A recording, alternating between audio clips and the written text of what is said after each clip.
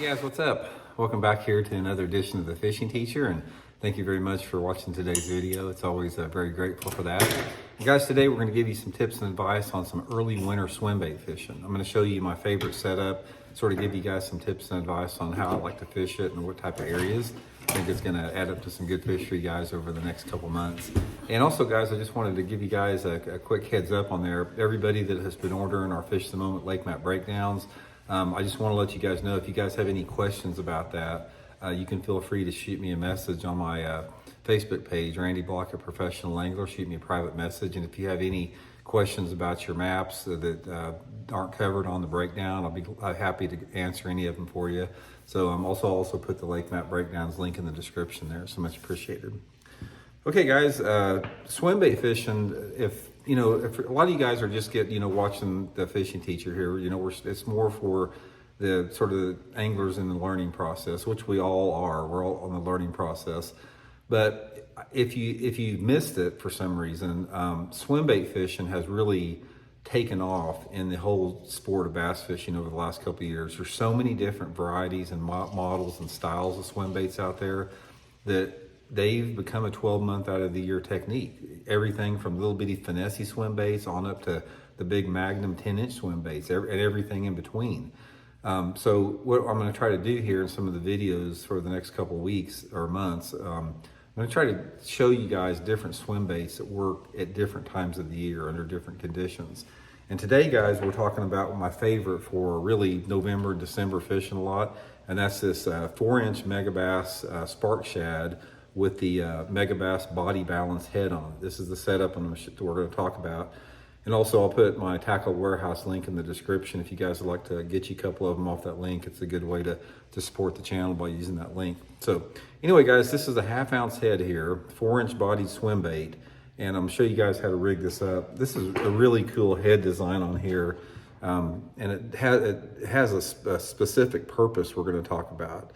But just come in, straight through. Make sure you go real slow to get it on there just right.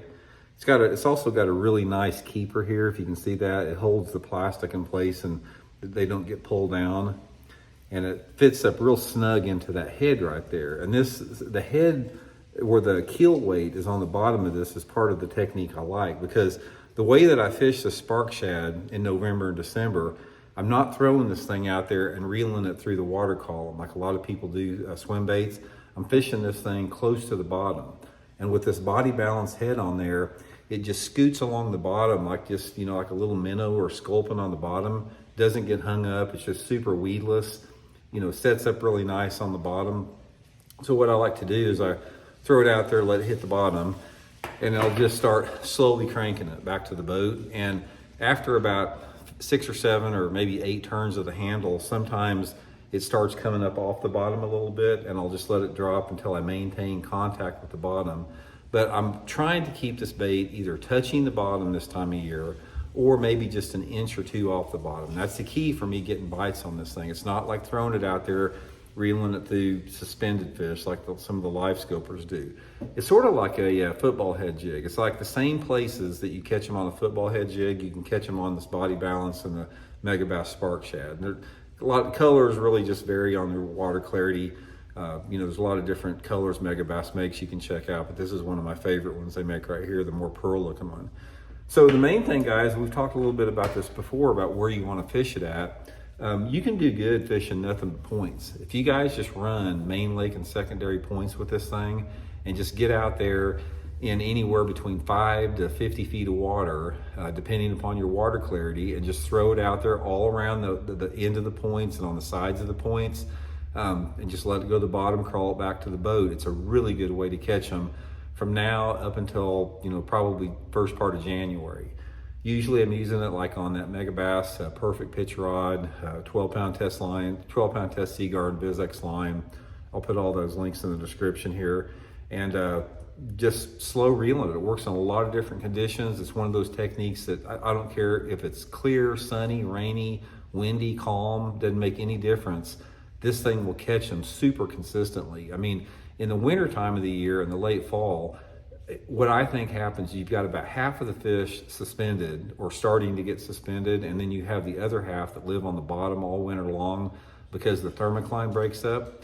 And if you're not familiar with it, guys, the thermocline is sort of the level of the lake where the water stratifies, and there's different temperature variations on it. And a lot of times below the thermocline, which is usually 20 to 30 feet in a lot of lakes, there's not much oxygen below that. So a lot of those fish don't live on the bottom during the warmer months, like where the thermocline is formed. But once the thermocline breaks up in the fall, they go deeper because the oxygen is more suitable deeper when the water's a little bit cooler. So that's how you can fish them a little bit deeper there. But anyway, guys, this is one of my favorite setups here. Like I said, Megabass Spark Shad, 4-inch body balance. There's just something about this setup here. Get lots of bites on it, get lots of good bites. Works for largemouth, smallmouth, spotted bass, all three.